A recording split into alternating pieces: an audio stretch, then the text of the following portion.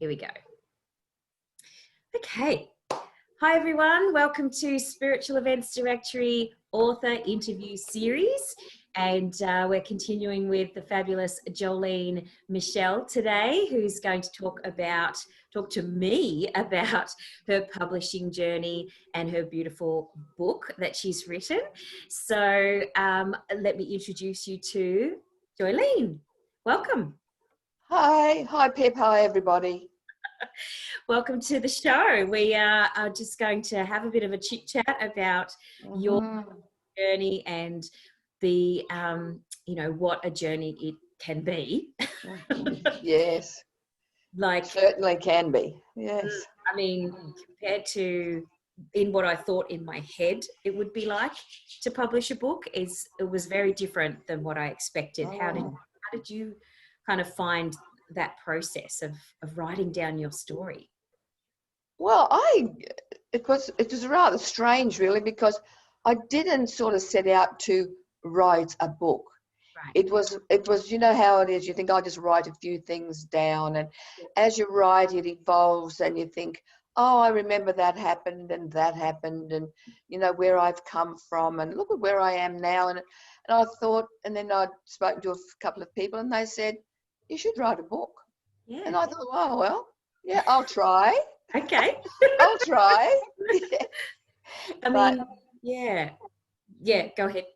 Oh no, I was just going to say try, but you know, after a while, it's like you keep trying and you get there. You know. Yeah. Yes, yeah. and that is interesting too. That the interesting when people start to say to you, oh, you should write a book, because I guarantee that there are people out there watching this video who are going to say, people say that to me all the time, or I have some good stories, and when I tell them whatever, people say to me, oh, that would be an amazing book or whatever. So let's go back to the beginning and talk about the where you've come from, because we don't just randomly think of writing a book.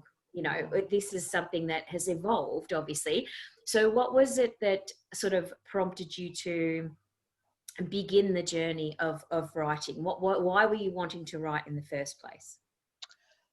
Well, I think it was partly the fact I was looking at where I was now. Like when you get to this age, you've traveled quite a long journey, and it was like, wow, I've come a long way. I've had lots of experiences from where I started as that little girl to evolving into this grandmother, grandmother. And I'm at the other end of life now, and I don't have those same stresses of life. It's a good time in my life. And and just it kind of evolves really when you start thinking and the appreciation and the gratitude of how I've reached this stage, that here I am now, the bad things that might have happened to me, but everything's great. It's wonderful, and I'm so grateful. Yeah, so it's come from this reflective sort of process of going, wow, look at where my life was and look at where I've come to. So, obviously the question is, what's the book about? Is a big question, obviously. So it's about your life, but there is a slant to it. There is a bit of a sort of a deeper angle to it. So do you want to share with everyone what your story's about? Yes, well, I guess interspersed in there is like you hear these days of so many people, they're feeling victimized, they're being abused and things like this. And that made me reflect back to my early life of abuse, sexual abuse, physical abuse, emotional abuse. And it made me think, I wouldn't say compare, but made me think about how that can affect people. Sure. And I looked back on that early life, that many years of sexual abuse, and thinking how it actually affected me and in my life journey. And I guess what I was trying to say was that bad things can happen to you, but you don't have to let it dictate to your whole life. Yep. You know, if we've got some kind of intelligence, then say, I didn't like that, that was bad, I won't do that. And I'm going to make it better. Yep. You know, I'm not going to be this trodden down person forevermore. There's things I want in my life. And I guess the part of the book is showing that yes, you can have 19 years of really bad abuse and deprivation, I suppose you'd say. Sure. And then you can make a life for yourself. You can create. I heard a quote is like, life isn't about finding yourself, it's about creating yourself. And I guess right from an early age, that's what I did. I created myself. Excellent. That's excellent. So you didn't let those behaviors, those incidents, those situations with another person where they took advantage of your youth and naivety, you didn't let them define you and say that forevermore you're going to be this victim. Yes. And that's, I think the beautiful thing about your story is that you show in the book, and I'll get you to share perhaps some reflections on how you actually shifted from that space of feeling like, I presume at some point you did feel like a victim and you did feel like you were being, you know, that everything was happening to you. And then there was a point at which you shifted and went, this is not how I want to live the rest of my life. So what is it that you felt happened in that, you know, that period of time where you had that shift? Because obviously people can read the book and read about what happened with you and your family, and your father in particular was you're the protagonist, aren't you? I can never remember. Yeah, he's the perpetrator. Yes. He's the perpetrator, right. I couldn't remember what I was like. You're the protagonist and he's the, So, so obviously they can read about, you know, the interactions between you and your father, but what was it that sort of shifted you from that space? You said it was 19 years. So was it at the end of the 19 years that you had the revelation, or was it before then that you went, this is not how I want things to keep going? It's funny, you know, because when I think back on it, I don't know whether I was resilient or whether I was optimistic. I think there was always that part of me. It was always this thing in my mind that said, this will end one day. This will end one day. It won't always happen to me. You had faith. And I just had to hang on to that. I hung on to that all those years, that one day this will stop. And I just had to endure it, I guess. Okay. Yeah, that's interesting. Yeah. I mean, I was talking to another lady who had written a story about her cycle of abuse in her family as well. And she was talking about that concept of hope being very important in her life, that she needed to keep having that hope that things would improve and that this was not something that was going to go on forever.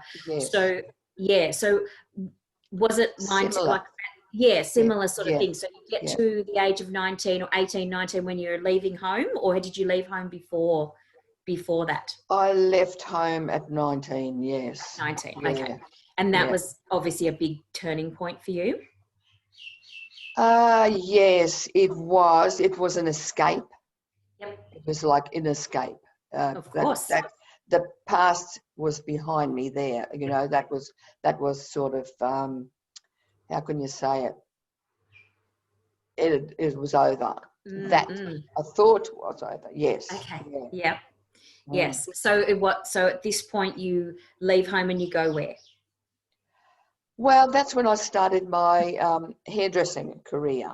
Okay. And it was just then an evolution and going from place to place. We'd always been, what would you call them, itinerant. And so we followed the seasons and so on. And I guess with my hairdressing career, it was similar. You know, I probably worked in about 16 different salons in my hairdressing career, plus I had it at home. Yeah. And so it was just one of those things that just wandering on and looking for probably a place, you know, looking for where I'm meant to be. Yeah. Looking Yeah. for a life where I'm meant to be. Yeah. Well, I can imagine that space, having never experienced that myself, I can imagine that space of being in that uncertain and very unpredictable, and predictable in some ways, in that you know that this person is not, you know, you can't rely on them and that sort of thing, but there is an uncertainty in that space. And so looking for a place that you can call home, that you can call safe, that finding that safe space, I presume, would be a big drive force behind what you were doing for your rest of your life. I guess it was growing up, really, because I was so controlled in every way. Like by the time I left home at 19, I had never bought my own clothes. Wow. I'd never had my own money.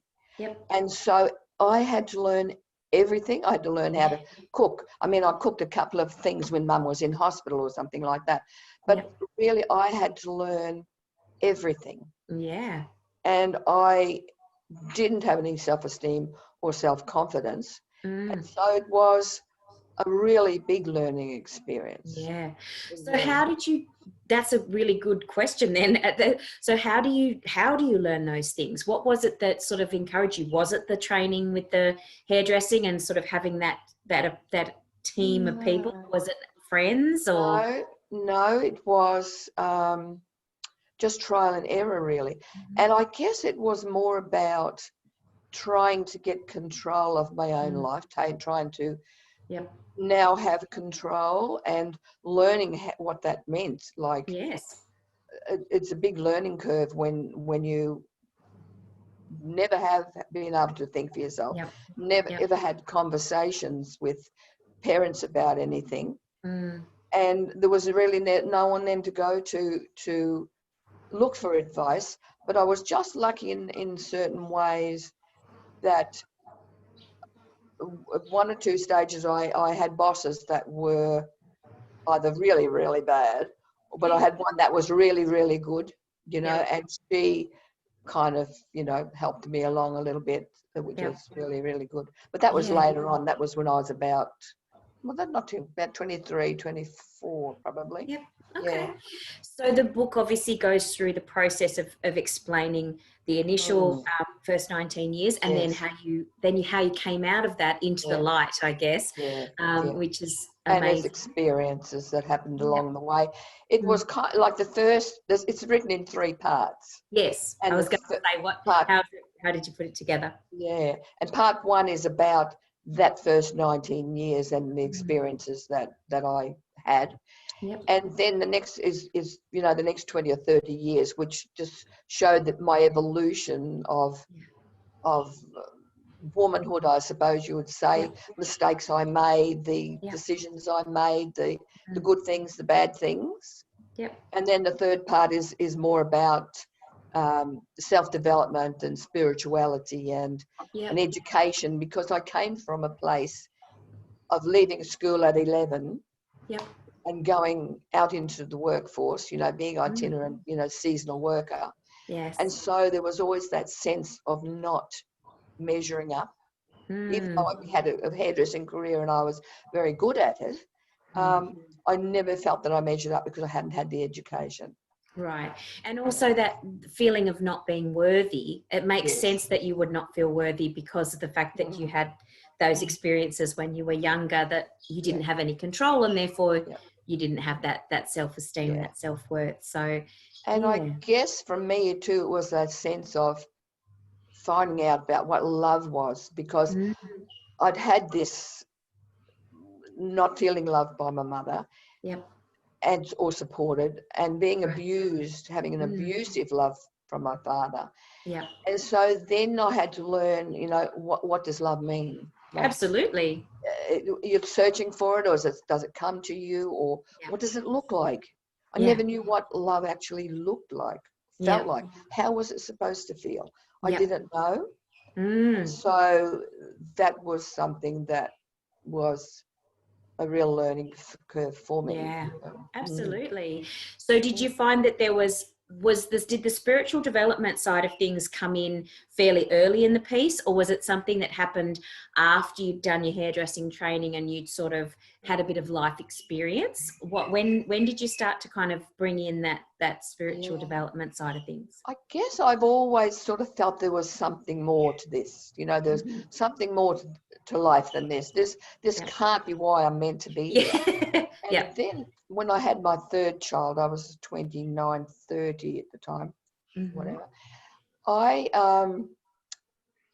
said to myself, you know, I've got to look out and see what it is. Go searching. And I did get some Florence Chauvel Shin. Yes. Chauvel Shin, I think how it's pronounced. Yes. I got her 4 of her books to start with. I love her stuff. Oh, she's just amazing. And look, it just sort of opened up my eyes, and it sort of thought, yes, there is more. And so, you know, it's just a gathering of books along the way. I've got a whole ruddy bookcase there of all these spiritual books, you know, How to Win Friends and Influence People. I've been reading that again lately. It's, you know, it's really good to go back and read on about them, you know. I love my books. It was something that I, you know, during those early years, is books what kept me sane, I guess you could say, kept me from going deep into desperation or sadness, you might call it.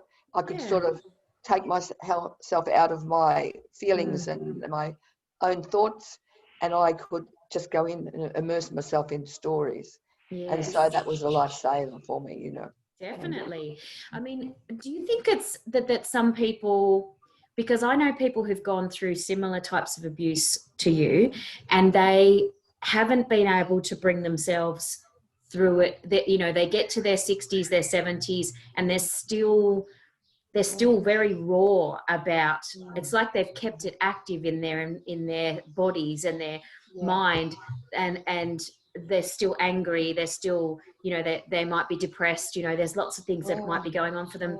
You know, there seems to be something about you and some other people that I've met who are authors that have brought a reflective part of themselves to the process, so of becoming an adult. As you said, they've brought that part of themselves with them, but they had that core kind of thing when they were young, that, like you said maybe it was resilience, maybe it was you know, being positive, but there was something about them that you know, as a child they seemed to not accept what was going on. Like they just went, no, no, this is not how things are. And yet there are other people who seem to have fully almost embodied that experience, and then they take it into the rest of their lives. What advice would you give to that person who doesn't want to be like that anymore, who is, no matter what age, they've got to a point where they're like, I've embodied this for so long, but I really don't want to be like that anymore? What advice would you give to them from your perspective? You know, it's funny that you asked that, because it's not something that you think about very often. It's as humans, we just live, you know. And I think for me, I would say it's not to live in the past.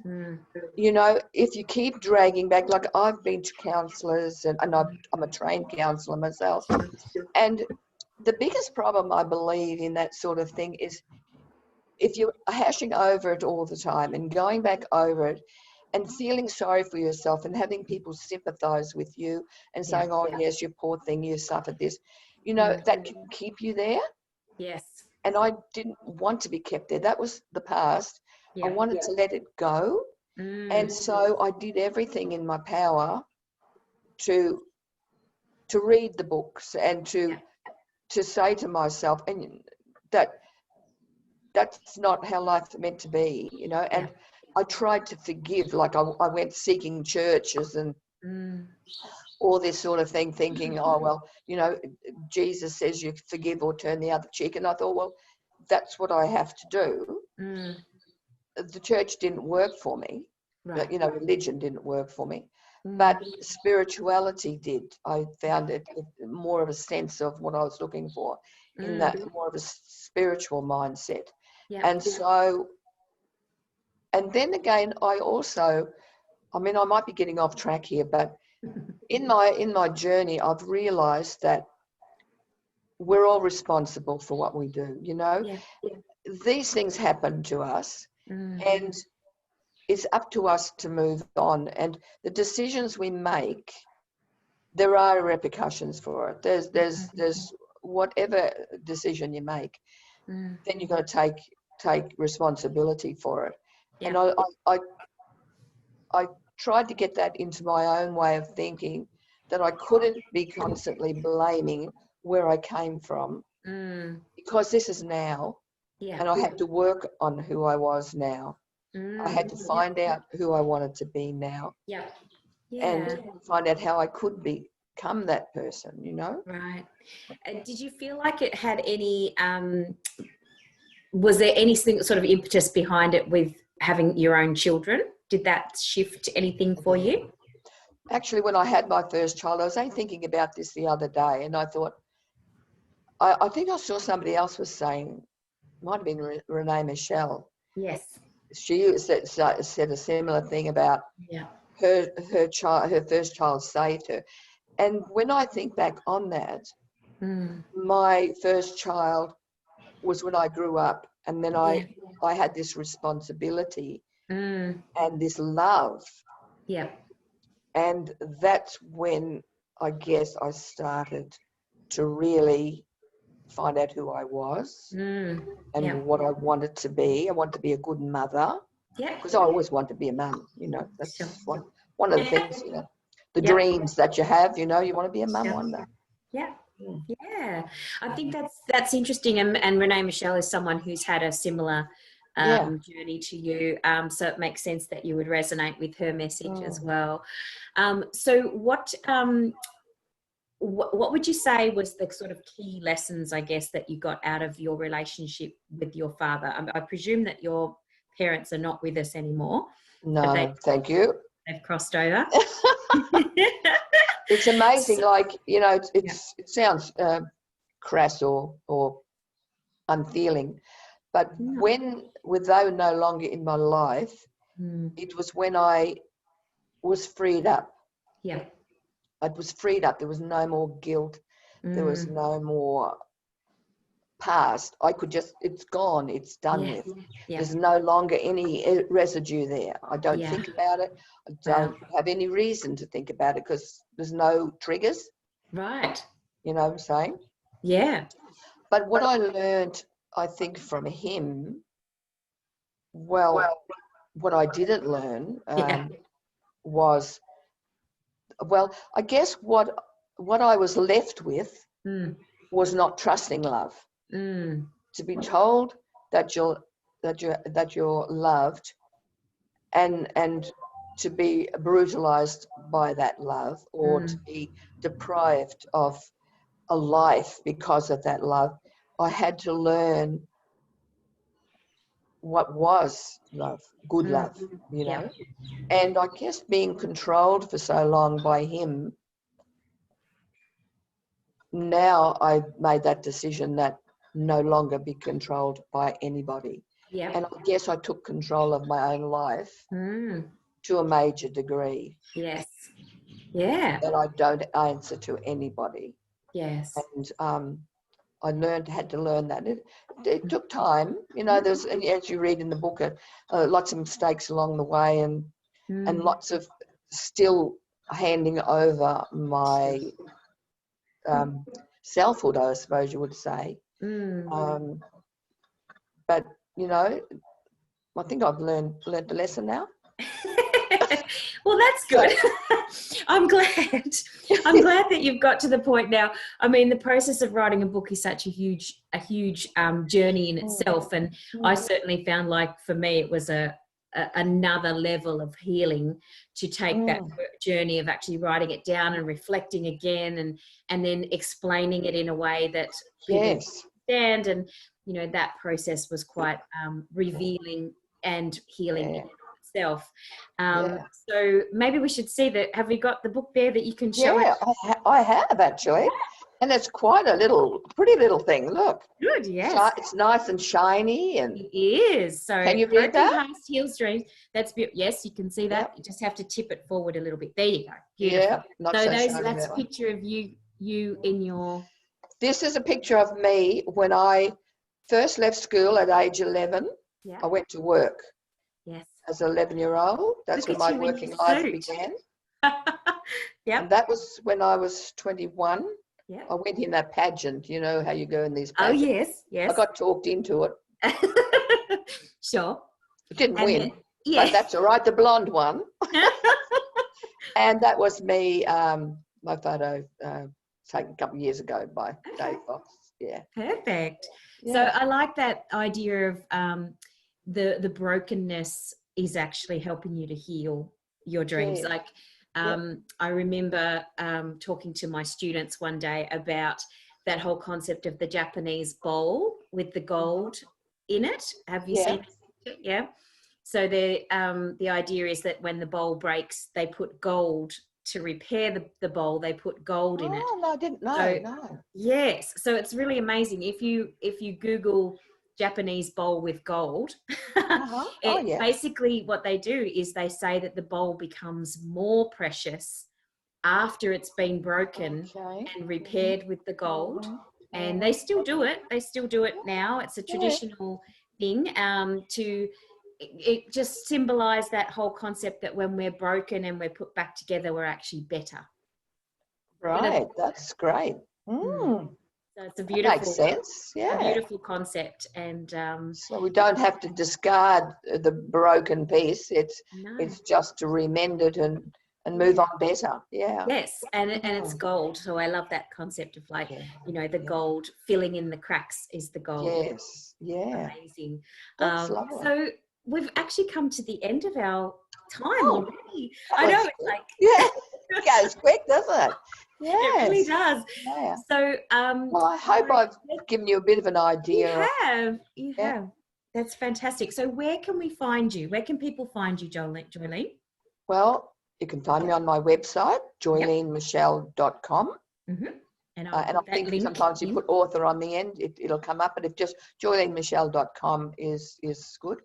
And you can go on there and it gives you a bit of a bio on me and the bio on the book. And it'll also show up, I think I've got a half a dozen reviews, which I've got some really good reviews. Great. From early readers. So, fantastic. That's good. And the book is obviously available on the website as well. Yes. And you're on social media, on Facebook and Instagram. I'm on LinkedIn as well. So if you just put in, Joileen Mischel, it'll come up. And I, do blogging and stuff like that occasionally. Great. Put some pictures up. So what I'll do is when we post this video, underneath the video, there'll be all of those links will be there so people can actually get in touch with you really easily. They just click on the link and that'll be great. And obviously it's been really lovely to speak to you and to get a bit of an insight into the behind the scenes of creating a book like this. So is there anything else that you wanted to share before we say goodbye to the No, I'm just, if anyone would like me to come and talk at any venue at all or in club that you feel, there could be people there, young people, could be people even my age who, are having problem, like you said, of moving on. Yes. I'd like to just share my philosophies, my perspective. way, I guess, my way of doing it. Yeah, absolutely. That would be great. I think that's a lovely thing that you can actually do for people now that you can share your story, which will help other people to see how they can move through their experience in a loving and joyful way. And as you say, look back on that as the past and not defining you as for the rest of and just be grateful for where we are. Like everything happens for a reason. When we come to this life, it's a contract we make to come here to live a life as best we can. And, it's a matter of just saying, okay, take responsibility and just do the best you can. Yeah, lovely. Well, that's a good place to say thank you very much. Thank you, Pip. It's been No lovely. worries. Thanks, Appreciate it. Joileen. We look forward to seeing you very soon again. Yep. And thanks, everybody, for joining us. This was Bye, everyone. Pip Coleman and Joileen Mischel. We'll see you very soon. Bye for now. Bye.